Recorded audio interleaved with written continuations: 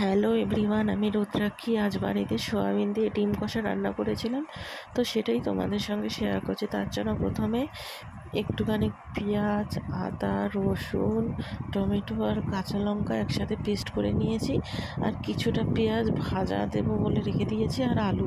তো এবার কড়াইতে মশলাটা আমি পেস্ট করে নিয়েছি, এই যে দেখতেই পাচ্ছ একদমই। এবার কড়াইতে তেল দিয়ে আমি ডিম দুটোকে প্রথমে একটু ভেজে নেবো লাল লাল করে। আমার আর হাজব্যান্ডের মতনই তো তরকারিটা হচ্ছে, তাই যেন দুটো ডিম। আর ডিমগুলো কিন্তু আমি একটু ভালো মতনই ভেজে নেবো। আর একটা ডিম হাফ বয়েল হয়ে গেছিলো বলে ওটা ফেটে গেছে, কিছু করার নেই, ওটা আমিই খাবো। তারপরে ডিমটা ভাজা হয়ে যাওয়ার পর আলুটা দিয়ে দিয়েছি। এবার আলুটাকে একটু লাল লাল করে ভেজে নেবো যতক্ষণ না আলুটা ভাজা হচ্ছে।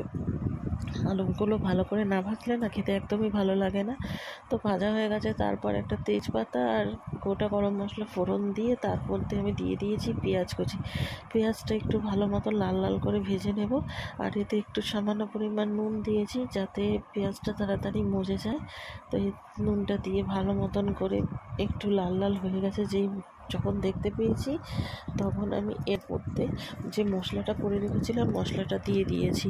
তো মশলাটা দিয়ে আমি এবার ভালো মতন করে কষাবো যতক্ষণ না মশলা থেকে কাঁচা গন্ধটা যাচ্ছে এবং তেল ছাড়ছে। তো দেখো মশলা থেকে কিন্তু তেল ছাড়া শুরু করে দিয়েছে। তারপরে আমি এর মধ্যে নুন, হলুদ, জিরের গুঁড়ো, ধনের গুঁড়ো আর কাশ্মীরি লঙ্কার গুঁড়ো দিয়ে দিয়েছি। যেহেতু আমি অনেকগুলো কাঁচা লঙ্কা দিয়েছি তাই আর লঙ্কাটা আমি দিইনি।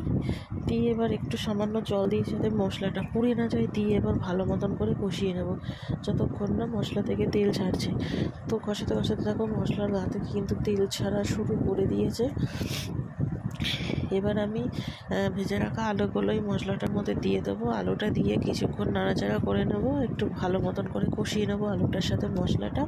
আর এটার মধ্যে একটু সামান্য পরিমাণ জলও দেবো যাতে নিচে লেগে না যায়। তো এই যে জলটা দিয়ে এবার ভালো মতন করে কষাবো। কষাতে কষাতে যখন দেখবো জলটা একদম টেনে গেছে, দেখো তেলও ছেড়ে গেছে, জলটা কিন্তু একদম টেনে গেছে।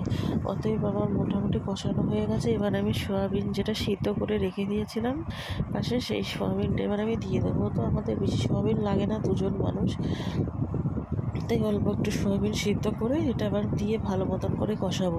তো এটা কষাতে কষাতে যখন তেলটা আরও ভালো মতন করে ছেড়ে যাবে এবং কষানো হয়ে যাবে তখন এতে জল দিয়ে দিয়েছি এবং ডিমটাও এবার দিয়ে দেবো। দিয়ে এবার ভালো করে এটাকে ফোটাবো।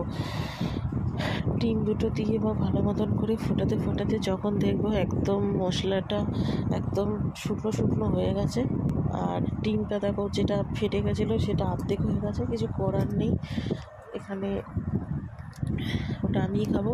তারপরে দেখো একদম কষানো হয়ে গেছে আর একদম শুকনো শুকনো হয়ে গেছে। এবার গরম মশলার গুঁড়ো দিয়ে একটু নাড়াচাড়া করে নামিয়ে নিলেই আমার ডিম দিয়ে সোয়াবিন কষা একদম রেডি। এবার শুধু খাওয়ার অপেক্ষা। তো আমার রান্নাটা পুরোপুরি হয়ে গেছে। ভালো লাগলে ভিডিওটা শেয়ার করে দিও তোমরা। ধন্যবাদ।